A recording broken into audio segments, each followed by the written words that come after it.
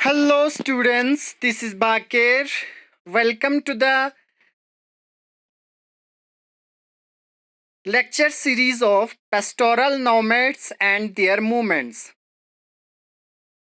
Students, इससे जो पहले लेक्चर्स हुए थे उन लेक्चर्स में हमने बहुत सारे चीज़ों को डिस्कस किया है. आई होप फॉर एग्जांपल हमने बहुत सारे कम्युनिटीज़ के बारे में देखा जो कि प्लेन्स में, माउंटेन्स में, प्लेट्यूज में और भी बहुत सारे जगहों पर जो रहता है. उन चीज़ों के बारे में हमने आई होप कि बहुत अच्छे से डिस्कस किया है. इसके अलावा हमने प्रीवियस के जो लेक्चर्स हुए थे उन लेक्चर सीरीज़ में हमने बहुत सारे कम्युनिटीज़ को भी पढ़ा.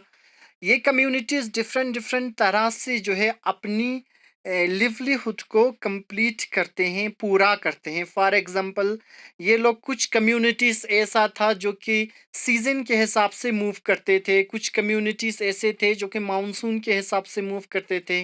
कोई हाई हिल्स से लो हिल्स की तरफ, कोई एक एरिया से दूसरे एरिया की तरफ. तो इस तरह के बहुत सारे चीज़ों को हमने आज मतलब प्रीवियस के जो लेक्चर्स थे उनमें डिस्कस किया है. आज का जो लेक्चर है that is pastoral nomads in their movements. यानी ये जो पेस्टोरल नोमैड्स है, ये जो पेस्टोरल कम्युनिटी है, जब ये एक जगह से दूसरी जगह मूव करते हैं तो उस समय इनको किन किन चीज़ों का ध्यान रखना पड़ता है. ये आज का सबसे जो है टॉपिक है. दैट इज, जब पेस्टोरल नोमैड्स एक जगह से दूसरे जगह मूव करते हैं तो उस समय पेस्टोरल नोमैड्स को किन किन बातों का ध्यान रखना पड़ता है. नंबर फर्स्ट, ये काइंड ऑफ ए कंक्लूजन जो कि इस टॉपिक का एक कंक्लूजन है फर्स्ट टॉपिक का. इसके बाद हमारा सेकंड टॉपिक शुरू होगा. तो फर्स्ट टॉपिक का कंक्लूजन कि पेस्टोरल नोमैड्स एक जगह से दूसरे जगह मूव करते हैं. फॉर एग्जांपल सीजन के हिसाब से मूव करते हैं, इसके अलावा मानसून के हिसाब से मूव करते हैं. तो ये जब एक जगह से दूसरे जगह मूव करते हैं तो उस समय किन किन चीज़ों का ध्यान रखना पड़ता है. Number first, they had to जज how long the herds could stay in one area. सबसे पहले इनको जज करना पड़ता है कि कितने देर तक ये एक ही एरिया में स्टे कर सकता है.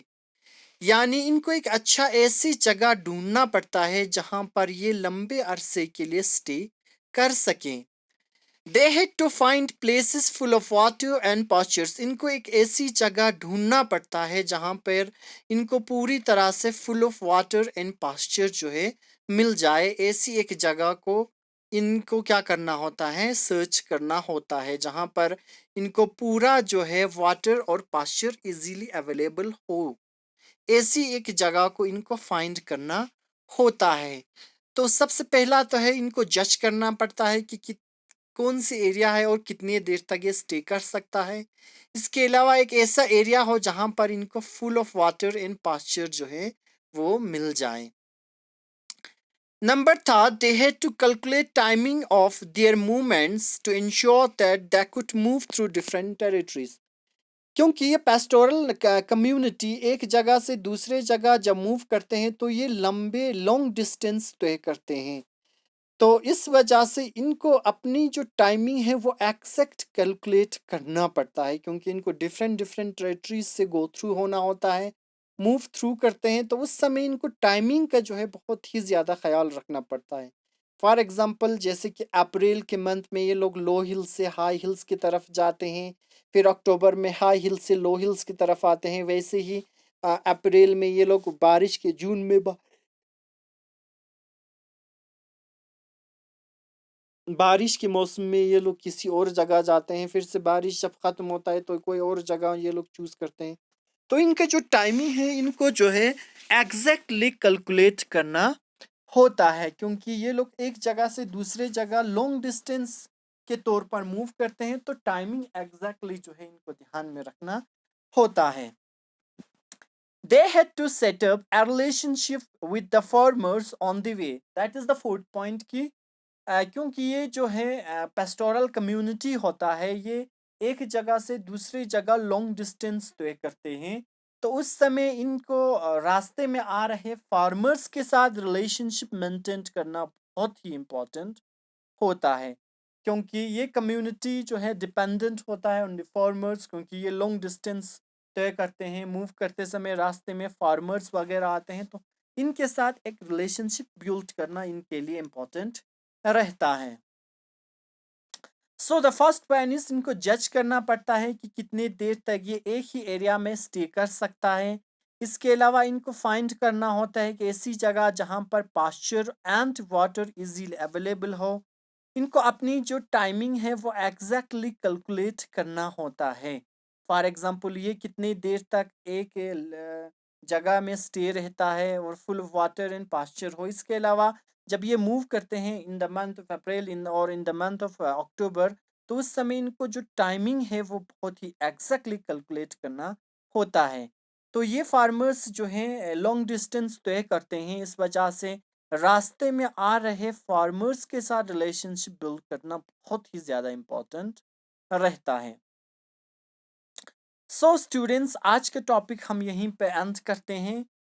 क्योंकि ये थोड़ा सा जो टॉपिक है that is a kind of a short topics, so इसलिए मैं आज यहीं पे ख़त्म कर रहा हूँ।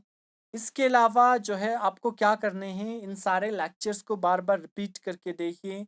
कोई भी क्वायरीज कोई भी प्रॉब्लम रहता है तो आप किसी भी प्लेटफॉर्म पर मुझसे पूछ सकते हैं। इसके अलावा आपकी जो है टेस्ट होने वाला है ऑनलाइन, तो आप उसके लिए बहुत ही अच्छे से तैयारी कीजिए। कोई भी डाउट्स कोई भी क्वायरीज है तो आप मुझसे पूछ सकते हैं अबाउट द टेस्ट। और इसके अलावा कोई भी प्रॉब्लम रहता है किसी भी एरिया में, तो आप जो है विदाउट एनी